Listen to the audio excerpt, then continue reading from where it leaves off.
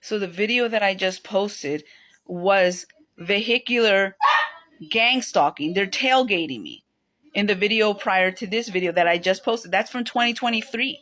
And this goes on every single day I pull out of my driveway. So if you're just experiencing this gang stalking that we call it, it's surveillance and monitoring. You are being monitored.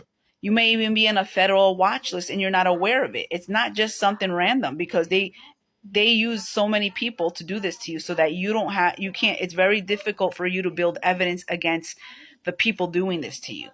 So if this is connected to a federal agency, then if you accuse your neighbors and they're not working for your federal agencies, they may be volunteering, but they're not on payroll. You understand? So you can accuse your neighbor all you want. I can accuse my neighbors. I can accuse the city. I can accuse everybody. But the ones that are mainly behind permitting this to happen, you have to make a connection with them. And if you can't make a connection with them, this is how they get away with it. They make it legal to observe and monitor you, but a lot of the tactics that they're using is illegal. But since most people are afraid to get involved or speak up for you, no one says a word.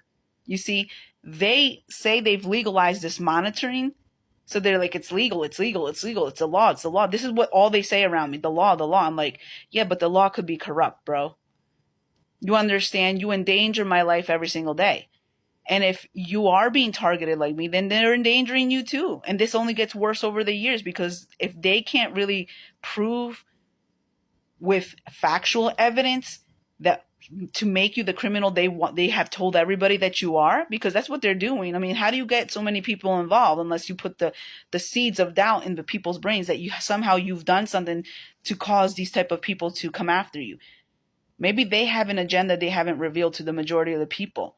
And that's what I really believe, that not only is this like a big experiment, not only have they sold you out for different things, it's easier to get away with this type of stuff when they actually tell other people, yeah, she did this, he did this. Now we're gonna make their life a living hell. Do you guys want to help? So many people really believe that they're police in their brains, and they literally think that they're showing you that most people who get power become corrupt. Because if you were in a penitentiary and a police or someone is just banging their baton, they're abusing their power. They're banging your baton, trying to hit you on the head, for no reason, just because they don't like you. Most of these people who feel like they're participating are just volunteers. They're not on payroll, but there are people who are getting paid, and they're gonna make everything. They're gonna do everything possible to do their job correctly. And to them, they look at you as an occupation. They have no moral conscience, because they're believing in their brain, they're going to force themselves to believe that you deserve this. It's like a ritualistic abuse that causes trauma, not immediately, but it's over a period of time. They've invested billions of dollars in the government to study ways to affect the human mind as a way of punishment. So it's like they're punishing you for something that they blamed you for, but yet never really confronted you with a judge or a jury of people. And they use this as a mechanism to make you pay for something that they claim you've done, but yet they've never told you what the heck you've done. So to me, it's more like a business, and the more people they surveil, the more funding they get, and the more there's court orders that allow them to monitor and surveil you. But the severity of the tactics that they're using against you to inflict pain and suffering, they make it seem like they're doing this to neutralize you because you're a threat. You're a threat when you clean someone's toilet. You're a threat when you go to the supermarket. Apparently, you're a threat when you put gas in your car, because they don't see why you would have to leave your house. You're a threat if you walk your dog. You're a threat when you go to the mailbox to take your mail out of the mailbox. You're a threat. You're a threat. They claim this is the reason why they need so many people involved, so that there's not a possibility for you to get away with a crime without you being surveilled if they use everyone around you. What could you have possibly done? There are real criminals that you never hear of again. Real criminals that probably have done serial killings and have done this and that. They're treating you as if you're worse than them. And the way people treat you as if they want to bully you to the death, it's beyond my understanding where they're getting this wrath from. Because if you look at the video right before this, I mean, that's what I deal with every single day.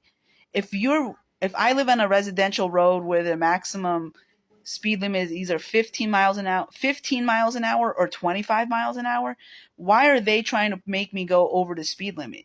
In the video, I was already doing like 30 miles an hour in a 25 miles an hour road because I had two vehicles behind me. So they love the number 3. So with my car and those two other cars, there were 3.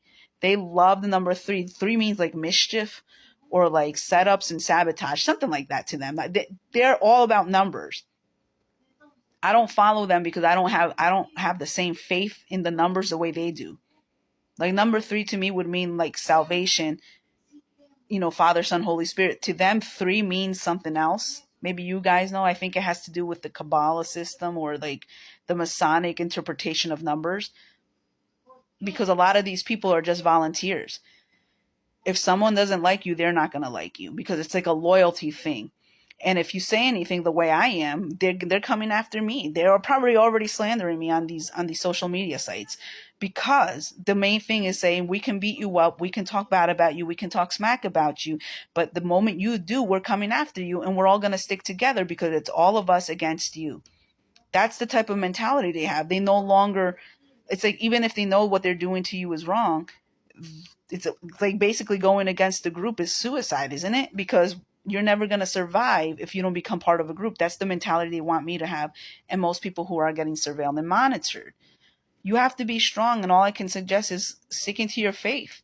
They'll call you an extremist, they'll call you religious, they'll call you fanatic, but don't you think it's a little extreme to be following a person, surveilling a person, monitoring a person every day and every night, and not just the actual agents, not actually the facilities that permitted this to happen, but your neighbors, but any volunteers? This is like literally extreme behavior for one person. You're one little person, and they've got armies of people, but yet they think you're so dangerous that if they don't do their part in watching you, and they literally will drive their car and watch you. I don't suggest filming these people the way that I did in the video prior to this, because that's why they cause accidents. Because when you're trying to prove to others what they're doing, they get exactly what they want, is get you in an accident or make the police pull you over. The police doesn't pull them over, they'll pull you over.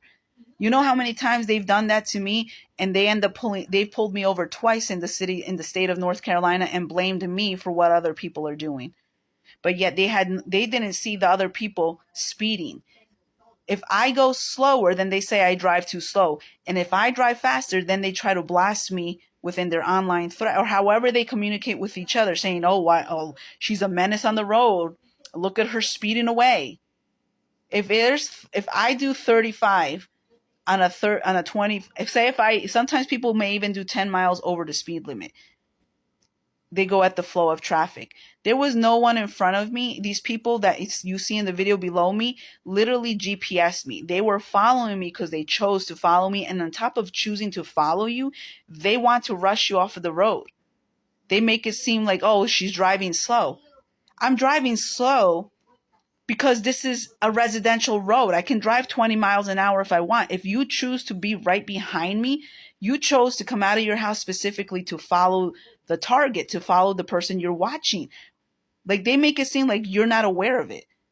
Why, if you want to drive fast, why don't you use the highway? Because in the area where I was, there's another path to get to the same place, and there's a highway, so you can do 45, 55 into 65.